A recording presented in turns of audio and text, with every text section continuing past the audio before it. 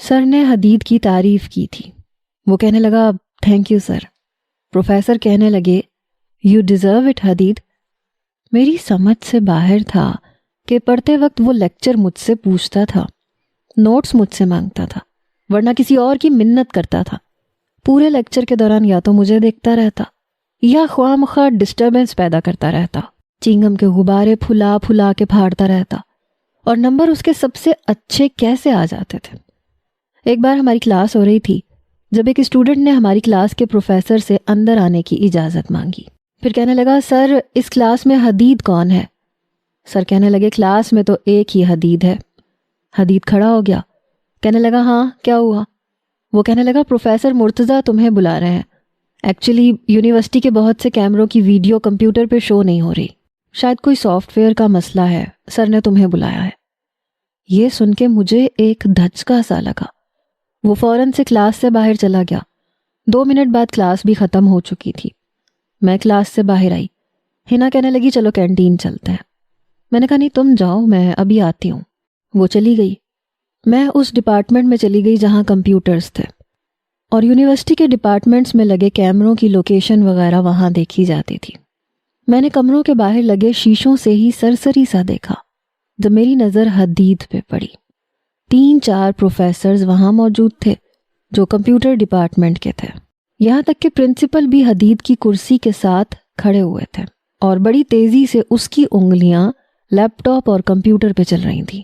وہ کچھ بتا بھی رہا تھا. میرا دماغ گھوم کے رہ گیا. کیا تھا یہ لڑکا؟ مجھ سے کہتا تھا کہ مجھے کی بورڈ کے الفاظ ہی سمجھ میں نہیں آتے، ٹائپنگ کرنے میں بڑی مشکل ہوتی ہے. اور اب جس تیزی سے اس کے ہاتھ حرکت کر رہے تھے وہ کتنا ماہر تھا اندازہ لگانا مشکل نہیں تھا. مشکل سے 10 منٹ گزرے ہوں گے جب حدید کے چہرے پہ مسکراہٹ آئی، اور پروفیسر بھی مسکرا رہے تھے. پھر لگ رہا تھا جیسے اس کے کندھے کو تھپ تھپا کے ویل ڈن کہہ رہے ہوں. میں وہاں سے کچھ پیچھے ہٹ گئی. کچھ دیر بعد وہ کمرے سے باہر نکلا اور تیز قدم اٹھاتا ہوا چلا گیا. اس کی نظر مجھ پہ نہیں پڑی تھی کیونکہ میں ایک آڑ میں کھڑی تھی. پھر پروفیسر آپس میں بات کرنے لگے. سر مرتضیٰ کہنے لگے اپنی کلاس میں سب سے زیادہ جینیس اور ٹاپر لڑکا ہے یہ. پورے کراچی میں اس نے پچھلے سال آئی کام میں ٹاپ کیا تھا، اور پھر 1 سال میں کمپیوٹر ڈپلومہ کیا، ساتھ ہی ساتھ آئی ٹی کا کورس بھی کر رکھا ہے. یہاں پہ پڑھتا بھی ہے اور ساتھ ہی ساتھ اپنے والد کی کمپنی میں کام بھی کرتا ہے. اس کے والد میرے بہت اچھے دوست ہیں. سر مرتضیٰ کی بات پہ مجھے اپنے کانوں پہ یقین نہیں آ رہا تھا. کیا تھا یہ لڑکا؟ حلیہ عجیب چھچھوروں والا تھا.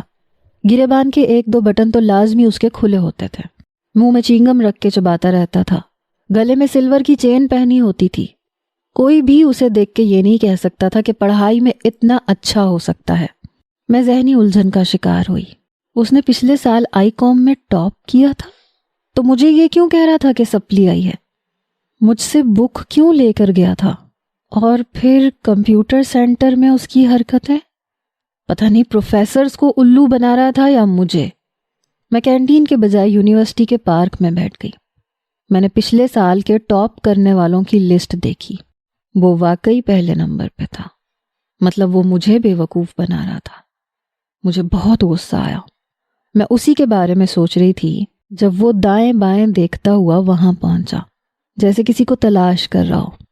مجھے دیکھ کر وہ وہیں رک گیا. میں اسے ہی دیکھ رہی تھی، اور وہ بھی بہت غصے سے. وہ مجھے دیکھ کے وہیں سے پلٹ گیا. پتہ نہیں کیوں مجھے لگا جیسے مجھے تلاش کر رہا تھا. جب مجھے دیکھ لیا تو واپس پلٹ گیا.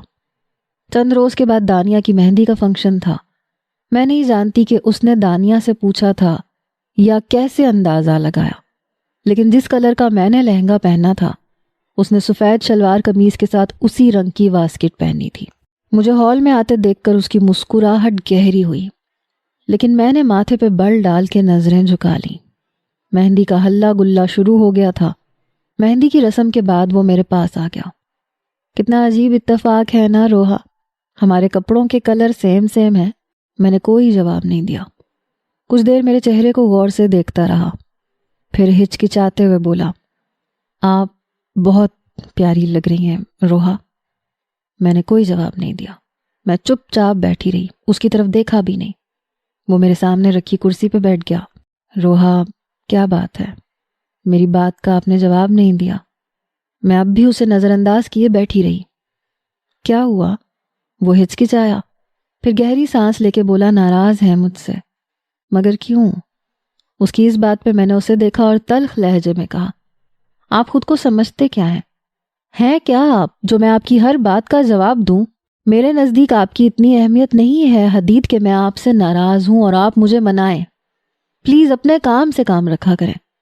میری بات پہ اصولاً اسے اٹھ کے چلے جانا چاہیے تھا، لیکن اس نے گہری سانس لی۔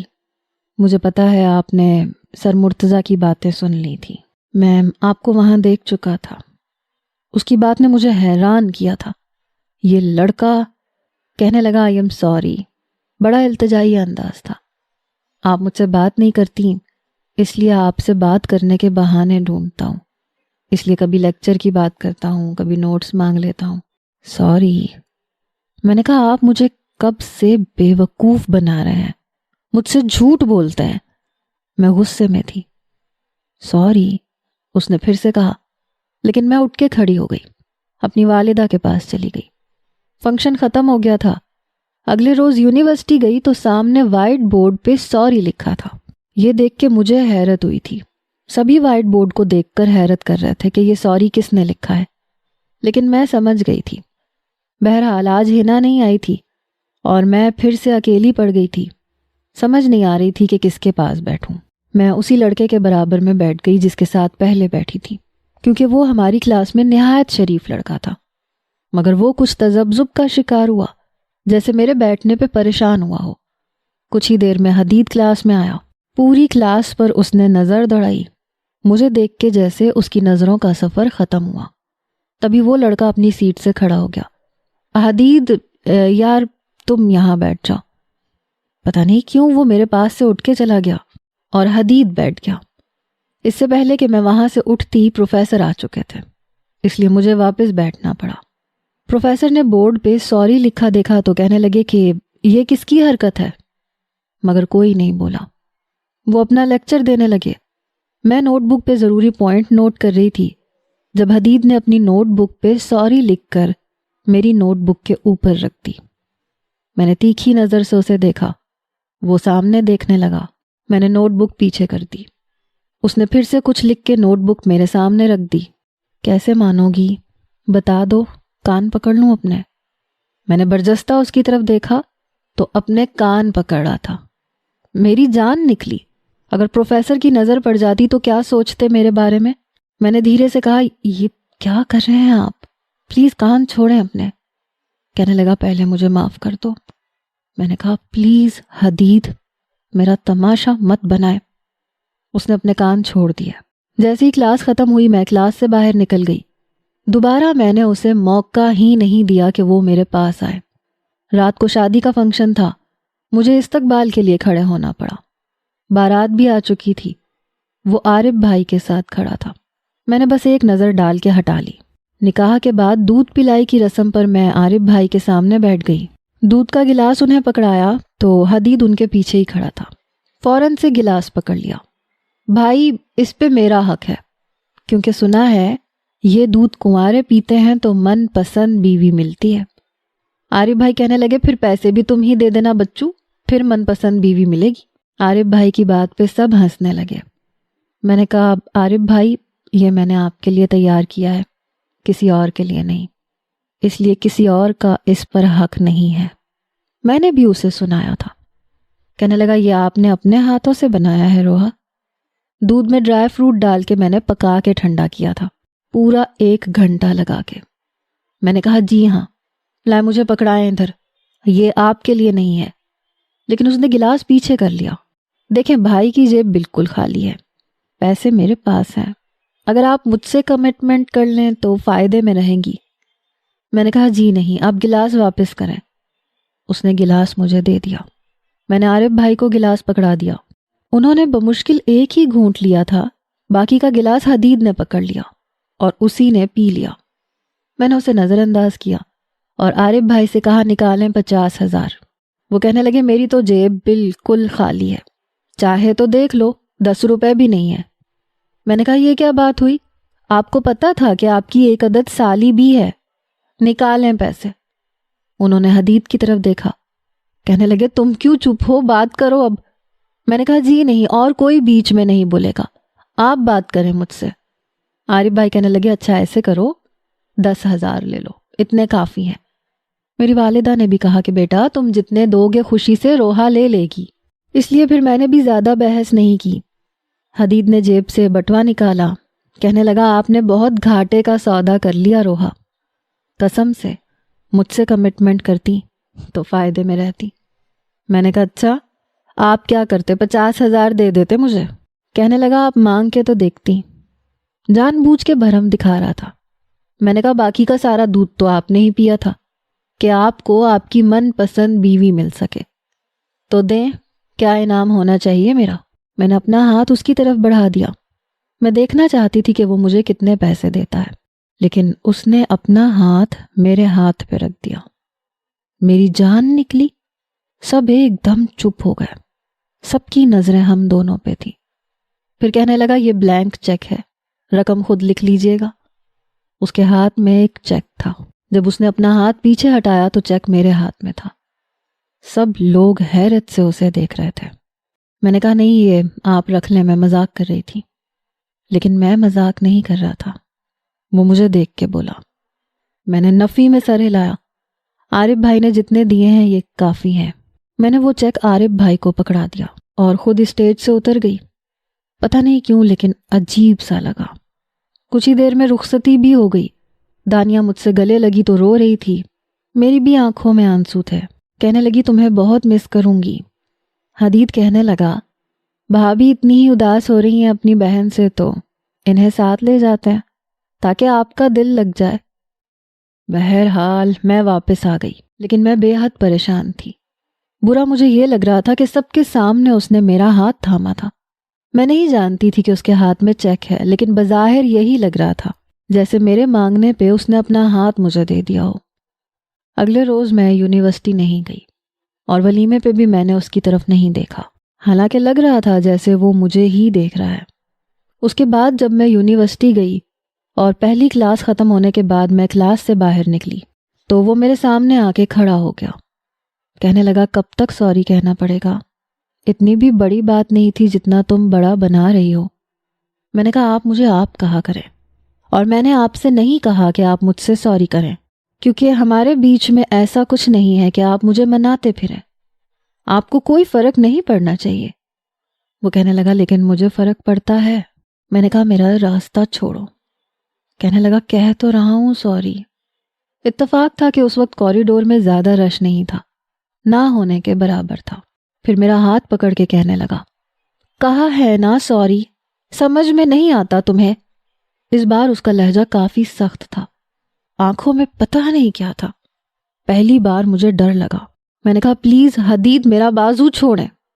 پھر فوراً سے اس نے میرا بازو چھوڑ دیا۔ میں وہاں سے چلی گئی۔ میں اس شخص سے بات چیت بالکل چھوڑ چکی تھی اور یہ بات اسے بھی اچھے طریقے سے پتہ چل چکی تھی۔ دانیہ بہت خوش تھی۔ شادی کے فوراً بعد وہ دونوں اپنے ہنی مون ٹرپ پہ چلے گئے۔ میں بھی اپنی پڑھائی میں مصروف ہو گئی۔ گھر آتی تو گھر کے کاموں میں لگ جاتی۔ کئی کالز حدید کی آتی تھیں لیکن میں نے ایک بھی نہیں اٹھائی۔ ایک مہینے بعد دانیہ ملنے آئی۔ میری والدہ کہنے لگیں کہ کس کے ساتھ آئی ہو؟ کہنے لگی حدید گاڑی میں ہے، وہ بس مجھے چھوڑنے آیا تھا۔ تبھی حدید چھوٹا سا بیگ لے کے اندر آیا۔ کہنے لگا بھابھی آپ کا سامان۔ میری والدہ کہنے لگی بیٹا کہاں جا رہے ہو؟ کہنے لگا بس آفس جاؤں گا، بھائی نے کہا تھا کہ بھابھی کو میکے چھوڑ کے آنا۔ میری والدہ کہنے لگی اچھا بیٹھو تو صحیح، چائے پی کے جانا۔ اس نے ایک نظر میری طرف دیکھا۔ میں نے اپنا رخ بدل لیا۔ کہنے لگا نہیں بس چلوں گا۔ چند دن گزرے تو دانیہ کا فون آیا۔ مجھ سے کہنے لگی میری ساس اور سسر دونوں عمرے پہ گئے ہیں اور میں امید سے ہوں۔ میں نے کہا بہت بہت مبارک ہو تمہیں۔ کہنے لگی آج کل طبیعت ٹھیک نہیں رہتی، کیا تم چند دن کے لیے آ سکتی ہو؟ میں نے کہا میں ضرور آ جاتی، لیکن تمہیں پتہ ہے میری پڑھائی کا کتنا برڈن ہے، اور پھر امی بھی اکیلی ہوتی ہیں۔ کہنے لگی امی سے بات ہو گئی ہے، صرف کچھ دنوں کے لیے، اور پھر عارف بھی کوئی نہ کوئی ملازمہ کا انتظام کر ہی لیں گے، کیونکہ ڈاکٹر نے بیڈ ریسٹ بتایا ہے، اور گھر کے ہر کام کے لیے ملازمہ ہے، بس کھانا بنانے کے لیے کوئی نہیں ہے۔ تب تک میری ساس بھی واپس آ جائیں گی تو اتنا مسئلہ نہیں ہوگا۔ میں نے کہا ٹھیک ہے، میں آ جاؤں گی۔ پیچھے سے آواز آئی، بھابھی میں لینے چلا جاتا ہوں۔ میں نے کہا دیکھو تم کسی کو مت بھیجنا، میں بابا کے ساتھ آ جاؤں گی۔ کہنے لگی بابا کو کیوں پریشان کرنا، 10 بجے وہ دکان سے آئیں گے، پھر تمہیں یہاں چھوڑنے آئیں گے، حدید آ جائے گا تمہیں لینے۔ میں نے فون بند کر دیا۔ 20 سے 25 منٹ کے بعد وہ میرے گھر کے باہر کھڑا تھا۔ میری والدہ کہہ رہی تھی جلدی کرو اور دیکھو بہن کا خیال رکھنا۔ میں نے کہا اچھا رکھوں گی، کس لیے جا رہی ہوں، آپ کی بیٹی کا خیال رکھنے ہی جا رہی ہوں۔ جب مجھے بیگ میں کتابیں رکھتے دیکھا تو کہنے لگی اب تم کیا وہاں سے یونیورسٹی جاؤ گی؟ میں نے کہا امی میں اس کا خیال رکھوں گی لیکن میں کلاس نہیں چھوڑوں گی۔ بہرحال جب میں اپنا سامان لے کے باہر آئی تو وہ گاڑی کے دروازے سے ٹیک لگائے ہمارے ہی مین گیٹ کی طرف دیکھ رہا تھا۔ مجھے دیکھتے ہی جلدی سے میری طرف بڑھا، کہنے لگا بیگ دو میں رکھ دیتا ہوں۔ میں نے بیگ چھوڑ دیا، اس نے بیگ اٹھا کے ڈکی میں رکھ دیا، خود ڈرائیونگ سیٹ پہ بیٹھ گیا اور برابر والا لاک کھول کے دروازہ کھول دیا۔ میں اس دروازے کے پاس گئی، دروازہ بند کیا اور پچھلی نشست کا دروازہ کھول کے بیٹھ گئی۔ گاڑی کچھ ہی آگے گئی تھی کہ اس کی سپیڈ ہلکی ہو گئی، حالانکہ مین روڈ پہ اتنا رش بھی نہیں تھا، گاڑی ایک نارمل سپیڈ سے چل سکتی تھی۔ منہ میں چنگم لیے وہ بڑی آرام سے گاڑی چلا رہا تھا، اتنی آہستہ کہ اس سے زیادہ تیز میں پیدل چل سکتی تھی۔ میں نے کہا آپ گاڑی کچھ تیز چلا سکتے ہیں؟ اس نے مجھے کوئی جواب نہیں دیا۔ میں نے کہا حدید میں آپ سے کہہ رہی ہوں، آپ گاڑی تھوڑا تیز چلا سکتے ہیں؟ اس نے تب بھی کوئی جواب نہیں دیا، ماتھے پہ بل ڈالے بالکل سلو موشن میں گاڑی چلا رہا تھا۔ میں نے کہا میں دیواروں سے بات نہیں کر رہی ہوں، آپ سن رہے ہو میں کیا کہہ رہی ہوں؟ لیکن اس نے تب بھی کوئی جواب نہیں دیا۔ میں نے گاڑی کا دروازہ کھولنا چاہا لیکن وہ لاک تھا، اور ویسے بھی گاڑی میں اے سی چل رہا تھا، کھڑکیاں شیشے بند تھے، شاید اس نے چابی سے سب کچھ لاک کیا تھا۔ اس گاڑی میں کوئی ایسا سسٹم تھا کہ جب تک وہ نہیں چاہتا نہ کھڑکیاں کھلتی اور نہ لاک۔ میں بری طرح گھبرا گئی تھی۔ میں نے کہا میں واپس گھر جانا چاہتی ہوں، ایسے کریں آپ مجھے واپس گھر چھوڑ دیں۔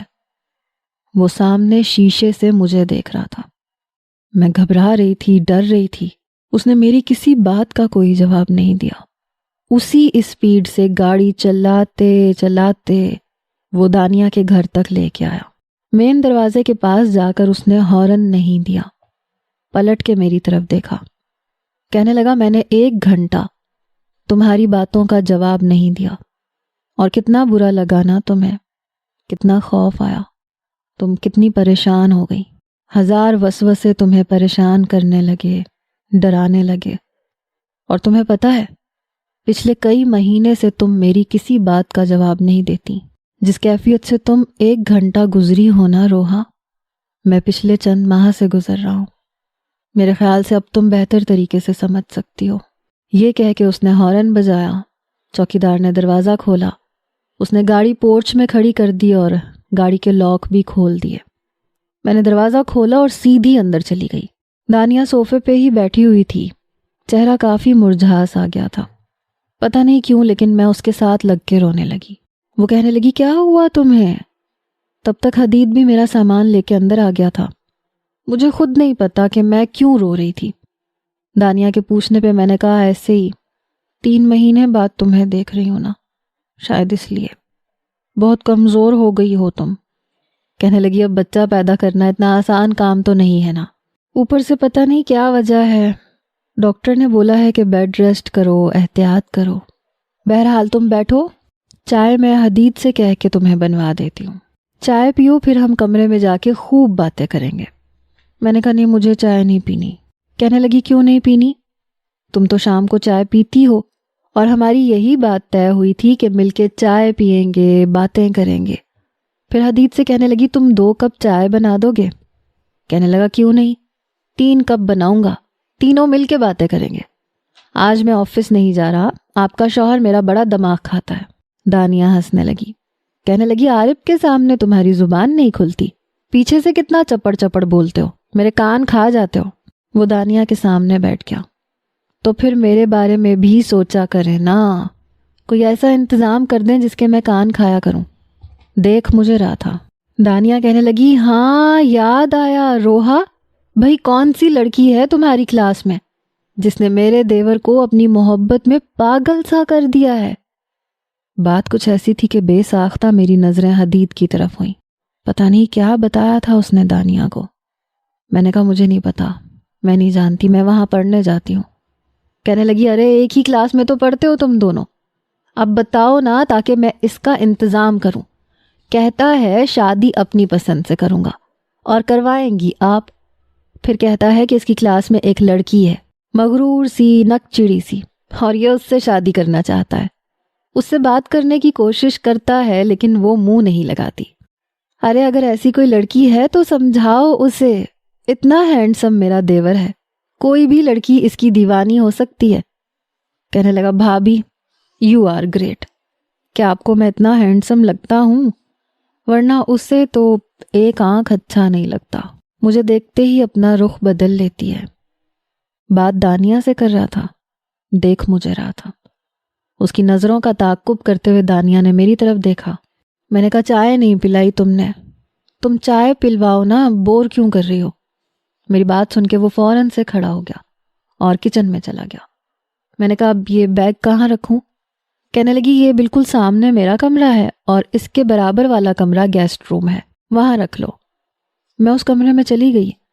وہاں سائڈ ٹیبل پر ایک گلاب کے پھولوں کا بوکے رکھا ہوا تھا اور اوپر ایک بڑا سا کارڈ تھا جس پہ فار سم ون اسپیشل لکھا ہوا تھا۔ میں سائڈ ٹیبل کے پاس آئی، وہ کارڈ پکڑ کے کھولا تو لکھا تھا The true joy of life is not in having everything, but in having someone special who understands your silence, accepts your flaws, and forgives your little mistakes without punishing you. Instead, they love you enough to help you grow. That's what makes them truly special. میں نے گہری سانس لی۔ شاید میری جگہ کوئی romance پسند لڑکی ہوتی تو اس وقت ہواؤں میں اڑ رہی ہوتی، لیکن پتہ نہیں کیوں مجھے فرق نہیں پڑا۔ شاید مجھے ایسے لڑکے امپریس نہیں کرتے تھے، فضول سے لگتے تھے۔ میں نے وہ کارڈ وہیں رکھ دیا، اپنا بیگ کھولا، کپڑے سامنے الماری کے کبرڈ میں رکھ دیے، اپنی کتابیں وہاں پہ رکھے رائٹنگ ٹیبل کے اوپر رکھ دی۔ فریش ہو کر جب میں باہر آئی تو چائے تیار تھی، بلکہ چائے کے ساتھ اور بھی بہت کچھ تھا۔ دانیہ کہنے لگی تم تو کافی سگڑ شوہر بن سکتے ہو۔ وہ کہنے لگا ویسے آج کل نا مجھ جیسے لڑکوں کی ڈیمانڈ بہت ہے، محبت کرنے والا شوہر، کیئر کرنے والا شوہر، اور ساتھ میں بیوی کی ہیلپ بھی کر دے۔ لیکن لوگوں کو قدر ہی نہیں ہے، پتہ نہیں لوگ کیا چاہتے ہیں۔ دانیہ کہنے لگی تم اس لڑکی کا نمبر مجھے دو، میں بات کر لیتی ہوں۔ وہ کہنے لگا ہاں جیسے میں مانگوں گا اور وہ نمبر دے دے گی۔ اتنی بے وقوف تھوڑی ہے، بہت عقل مند لڑکی ہے۔ آپ کیا سمجھتی ہیں وہ مجھے کسی بک شاپ پر ملے گی اور میں بہانے سے اسے کہوں گا کہ میں تمہارا دور کا کچھ لگتا ہوں اور اپنا نمبر مجھے دے دو، تو وہ اپنا چشمہ ناک سے اوپر کرے گی، تھوڑی سی تفتیش کرنے کے بعد مجھے اپنا نمبر دے دے گی۔ پھر میری طرف دیکھنے لگا، پھر دانیہ کی طرف دیکھ کے کہنے لگا ارے نہیں بھابھی، ایسی لڑکیاں نایاب ہوتی ہیں، وہ آج کل میسر نہیں آتی۔ ہاں اگر کسی کو آ جائیں تو اس کی قسمت کھل جائے گی۔ میں نے چائے کا کپ اٹھایا اور چائے پینے لگی۔ چائے پینے کے بعد رات کا کھانا بنانے لگی۔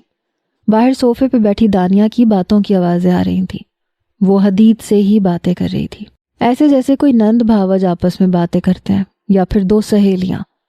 یوں تو دانیہ کی ایک نند بھی تھی لیکن شادی شدہ تھی۔ میں نے رات کا کھانا بنایا، عارف بھائی بھی آ چکے تھے۔ آتے ہی انہوں نے حدید کے کان کھینچے، آفس کیوں نہیں آئے؟ کہا تھا نا روحا کو گھر چھوڑ کے سیدھا آفس آنا۔ وہ کراہنے لگا، بھائی کان تو چھوڑیں، بہرا ہو گیا تو رشتہ بھی اچھا نہیں ملے گا۔ دانیہ ہنسنے لگی، عارف چھوڑ بھی دے، میرے بھائی کے پیچھے کیوں ہاتھ دھو کے پڑے رہتے ہیں؟ خیر ہے اگر اس نے ایک دن کی چھٹی کر لی تو۔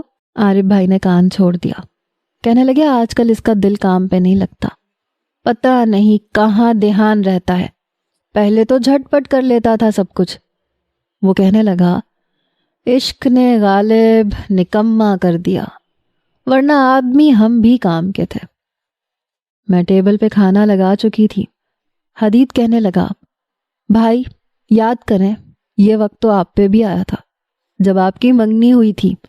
بابا آپ کو کہتے کچھ تھے، آپ کرتے کچھ تھے، سوئے سوئے دانیہ دانیہ پکارتے تھے۔ وہ نظریں چرانے لگے اور دانیہ کی ہنسی بے ساختہ تھی۔ عارف بھائی کچھ خفت میں مبتلا ہوئے، کہنے لگے ایسی بھی کوئی بات نہیں ہے۔ بہرحال 3-4 دن میں نے وہیں گزارے۔ دانیہ اپنے گھر میں بہت خوش تھی۔ کچھ دنوں میں ملازمہ کا انتظام بھی ہو چکا تھا۔ میں واپس گھر آ گئی۔ آخری سال میرا یونیورسٹی میں رہ گیا تھا جب میری ماں کو میرے رشتے کی فکر لاحق ہو گئی۔ حالانکہ میں کہہ چکی تھی کہ مجھے آگے جاب کرنی ہے، یہ میری دلی خواہش ہے، لیکن وہ کہنے لگی کہ جاب کا کیا ہے، تمہاری شادی کر دیتی ہوں، بعد میں اپنے شوہر سے پوچھ کے جو کرنا ہے کرتی رہنا۔ دانیہ کے ہاں بیٹا ہوا تھا اور بہت پیارا تھا۔ چند روز میں اس کے پاس ہاسپٹل میں ہی رکی تھی۔ اس کی ساس بھی اس کا بہت خیال رکھتی تھی۔ عمیر جب 4 ماہ کا ہوا تو دانیہ چند روز کے لیے رہنے آئی۔ انہی دنوں مجھے دیکھنے کے لیے بھی چند لوگوں نے آنا تھا۔ میری والدہ کہنے لگیں کہ شام کو چائے کے ساتھ کچھ اور بھی بنا لینا۔ دانیہ کہنے لگی، امی کس نے آنا ہے؟ میری والدہ کہنے لگی، روحا کو دیکھنے کے لیے کچھ لوگ آ رہے ہیں، اچھی فیملی ہے۔ یہ سن کے وہ کچھ چپ سی ہوئی۔ میں کچن میں جا چکی تھی۔ شام کی چائے پر ان لوگوں نے کافی اچھے طریقے سے مجھ سے بات کی۔ لڑکا بھی ساتھ آیا تھا۔ ان کی باتوں سے لگ رہا تھا کہ جیسے میں انہیں پسند آ چکی ہوں۔ بہرحال جیسے ہی وہ لوگ گئے، دانیہ کہنے لگی، روحا تم سے ایک بات پوچھوں؟ میں نے کہا پوچھو۔ میں نے عمیر کو گود میں پکڑ رکھا تھا۔ کہنے لگی، تمہیں حدید کیسا لگتا ہے؟ میں نے کہا وہ مجھے کیسا بھی نہیں لگتا۔ پھر کہنے لگی، وہ تمہیں بہت پسند کرتا ہے۔ میں نے کہا تو میں کیا کروں؟ میں اسے پسند نہیں کرتی۔ دانیہ کہنے لگی، برائی کیا ہے اس میں؟ میں نے کہا کوئی برائی نہیں ہے، بنا برائی کے بھی کچھ انسان ایسے ہوتے ہیں جو ہمیں اچھے نہیں لگتے۔ کہنے لگی، لیکن وہ تم سے بہت محبت کرتا ہے۔ میں نے کہا لیکن میں تو نہیں کرتی نا۔ دانیہ کہنے لگی، تو پھر تم کیا کسی اور سے محبت کرتی ہو؟ میں نے کہا نہیں، میں کسی سے بھی محبت نہیں کرتی۔ وہ کہنے لگی، جب انسان کسی سے محبت نہ کرے تو اپنا آپ اس کے حوالے کر دینا چاہیے جو آپ سے محبت کرتا ہو، کیونکہ وہ آپ کی بہت قدر بھی کرے گا۔ میں نے کہا میں حدید کے موضوع پر بات کرنا ہی نہیں چاہتی۔ یہ کہہ کے میں نے عمیر کو گود میں پکڑا اور کمرے سے باہر چلی گئی۔ دانیہ رکنے آئی تھی لیکن پھر رکی نہیں۔ شام کو ہی اس نے حدید کو کہا کہ واپسی پر اسے گھر لے جائے۔ میرے پاس ہی بیٹھی تھی، باتیں کر رہی تھی۔ وہ کہنے لگا، بھابی آپ نے میرا کام کیا؟ میں اس کے برابر میں ہی بیٹھی تھی اس لیے سن رہی تھی۔ دانیہ کہنے لگی، میں گھر آ کے تمہیں بتاؤں گی۔ وہ کہنے لگا، یہاں میری جان پر بنی ہوئی ہے اور آپ کو انتظار کروانے کی پڑی ہوئی ہے۔ دانیہ نے فون بند کر دیا۔ 1 گھنٹے کے بعد حدید کے ساتھ عارف بھائی بھی آئے تھے۔ کچھ دیر بیٹھ کے کھانا کھا کے واپس گئے تھے۔ چند روز گزر چکے تھے لیکن رشتے والوں نے کوئی جواب نہیں دیا۔ حالانکہ جانے سے پہلے وہ کہہ کے گئے تھے کہ ہمیں آپ کی بیٹی پسند ہے اور ہم آپ کو اپنے گھر ضرور بلائیں گے، لیکن 8 دن گزرنے کے بعد بھی کوئی جواب نہیں آیا۔ رشتے والی نے کہا کہ لڑکے نے انکار کر دیا ہے۔ حالانکہ مجھے ایسا لگتا تو نہیں تھا کیونکہ مجھے تو وہ بہت مسکرا کے دیکھ رہا تھا۔ بہرحال مجھے اس چیز سے کوئی خاص فرق نہیں پڑتا تھا۔ میرے آخری سیمسٹر کے پیپر شروع ہو چکے تھے۔ جب میں یونیورسٹی گئی تو میں نے حدید کو بڑے غصے میں دیکھا۔ مجھے یوں دیکھ رہا تھا جیسے جان سے مار ڈالے گا۔ لیکن عجیب بات یہ تھی کہ نہ اس نے مجھ سے کوئی بات کی، نہ مجھے کچھ کہا۔ لیکن ایسا ایک بار نہیں ہوا۔ میرے پیپر ختم ہو چکے تھے۔ اس کے بعد بھی میرے 2-3 رشتے آئے، لیکن جو بھی آتا پہلے تو یہی کہہ کے جاتا کہ ہمیں آپ کی بیٹی پسند ہے، لیکن پھر واپس پلٹ کے نہیں آتا تھا، انکار سننے کو ملتا تھا۔ ایک بار میری یونیورسٹی کی ایک دوست نے کہا کہ میں اسے پسند ہوں اور وہ اپنے بھائی کا رشتہ لانا چاہتی ہے۔ وہ لوگ بھی رشتہ لے کے آئے، حالانکہ اس کی والدہ یہ کہہ کے گئی تھی کہ ہماری طرف سے رشتہ پکا سمجھیں۔ لیکن پھر حمیرہ نے مجھے فون کر کے کہا کہ اس کا بھائی نہیں مان رہا، حالانکہ پہلے اس نے کہا تھا کہ میرا بھائی تمہیں 1-2 بار دیکھ چکا ہے، تم اسے پسند ہو اور ہم اسی کی خواہش پہ تمہارے گھر آنا چاہتے ہیں۔ مجھے کہیں نہ کوئی گڑبڑ ضرور لگ رہی تھی۔ میں نے کہا حمیرہ میں ایک بات پوچھوں تم سے؟ کہنے لگی ہاں پوچھو۔ میں نے کہا سچ سچ بتاؤ وجہ کیا ہے؟ وہ بہانے بنانے لگی۔ میں نے کہا دیکھو میں کسی سے کچھ نہیں کہوں گی، لیکن کوئی تو وجہ ہے۔ کل تک تمہارا بھائی مجھے پسند کرتا تھا اور اس کے کہنے پہ تم آئی تھی۔ کہنے لگی ایکچولی سعد نے بتایا تھا کہ ایک نوجوان ہے جس نے اسے دھمکی دی ہے کہ اگر سعد نے رشتے کے لیے حامی بھری تو وہ اسے چھوڑے گا نہیں۔ میں نے کہا اچھا، تم بس میرا ایک کام کر دو، اپنے بھائی سے کہنا کہ اس لڑکے کو فون کر کے یہ کہہ دے کہ اس نے رشتے کے لیے ہاں کر دی ہے اور وہ اس کا جو بگاڑنا چاہتا ہے بگاڑ لے، اور ایک ایڈریس اسے سینڈ کر دیں کہ یہاں آ کے اس سے بات کرے۔ حمیرہ کہنے لگی میں ایسا کیوں کہوں؟ میں نے کہا میں دیکھنا چاہتی ہوں کہ وہ شخص ہے کون، کیونکہ انکار کرنے والا تمہارے بھائی کا پہلا رشتہ نہیں ہے۔ بہت سارے رشتے آئے ہیں جنہیں میں اچھی لگتی تھی، یہاں سے جاتے تھے تو یہی کہتے تھے کہ ہمیں آپ کی بیٹی پسند ہے، لیکن واپس پلٹ کے نہیں آتے۔ یقیناً یہ دھمکی صرف تمہارے بھائی کو ہی نہیں ملی، اور بھی بہت سے لوگوں کو ملی ہوگی۔ مجھے دیکھنا ہے کہ وہ کون ہے۔ بائی گاڈ تمہارے بھائی کو کوئی نقصان نہیں پہنچے گا، کیونکہ میرے دل میں کہیں نہ کہیں اس بات کا یقین تھا کہ یہ حرکت کرنے والا بس ایک ہی شخص ہو سکتا ہے۔ حمیرہ نے میری بات مان لی۔ میں اس مطلوبہ جگہ پہ پہنچ گئی۔ وہ ہوٹل کا ایک کمرہ تھا جہاں میں پہلے سے چھپی ہوئی تھی، اور حمیرہ کا بھائی بھی وہیں موجود تھا۔ حمیرہ بھی میرے ساتھ اسی کمرے سے منسلک گیلری میں تھی۔ جب دروازے پہ دستک ہوئی، دروازہ کھلا تو وہی تھا، حدید۔ وہ اندر آیا، دروازہ بند کیا، سعد سے کہنے لگا تمہیں شرافت کی زبان سمجھ میں نہیں آئی تھی؟ جب میں نے کہا تھا انکار کر دو تو انکار کیوں نہیں کیا؟ یہ کہہ کے اس نے جیب سے پسٹل نکال لی۔ سعد بری طرح سے گھبرا گیا، لیکن میں فوراً سے گیلری سے کمرے میں آئی اور اس کے سامنے آ کے کھڑی ہو گئی۔ مجھے دیکھ کے اس کے ہوش اڑے تھے۔ میں نے بندوق اس کے ہاتھ سے پکڑ کے زمین پہ پھینکی اور ایک زوردار تھپڑ اس کے منہ پہ دے مارا، اور اس کے بعد اس نے